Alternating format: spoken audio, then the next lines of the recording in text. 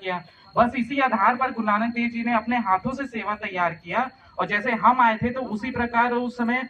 कई यानी कि पीर फकीर जो काफी दिनों से भूखे प्यासे थे, उनकी भूख प्यास को मिटाने के लिए उन्होंने राशन तैयार करके अपना भोजन पका करके अपने हाथों से उनको एक पंगत में बैठाया। और पंगत में बैठाने का उद्देश्य ये था कि कोई किसी धर्म विशेष से संबंधित हो या उससे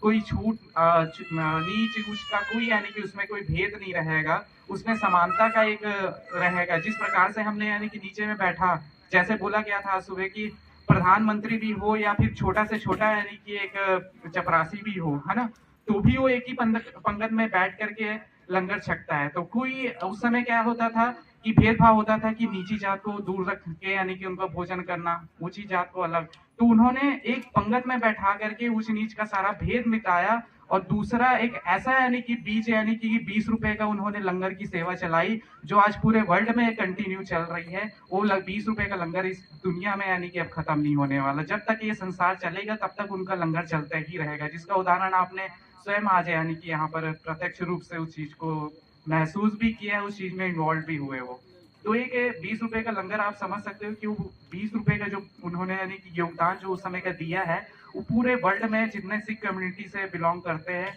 उस सेवा को कंटिन्यू आगे बढ़ा रहे हैं। तो ये एक बहुत ही महत्वपूर्ण यानी कि पार्ट रहा है गुरु नानक देव जी का, जो एक मानवता के लिए और इंसानियत के तौर पर एक जरूरतमंद की कैसे यानी कि सेवा की जा सकती है, उसका एक मिसाल यानी कि उन्होंने कायम किया है, जो आज पूरी दुनिया मान रही है। जब कोरोना काल में जब अमेरिका में लोगों को सेवा के लिए जब गुरुद्वारों से यानी कि पैसे लोगों के पास खाने के लिए पैसों के लिए तंगी हो गई थी, तो उस समय गुरुद्वारे के यानी कि दरवाजे खोल दिए गए।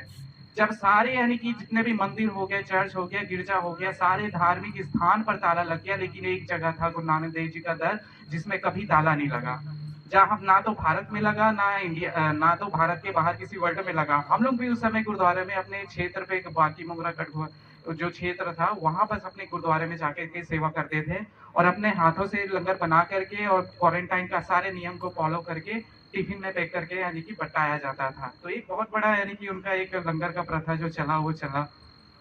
और दूसरी बात ये कि जब गुरु नानक देव जी से चलते चलते गुरु गोविंद सिंह से वक्त आता है, तो उसके बाद एक ऐसा यानी कि उन्होंने खालसा सजाया जो अपने लिए तो अपनी रक्षा कर सकेगा, लेकिन दूसरों और मजलूमों की रक्षा के लिए शस्त्रों का धार नहीं बनाया।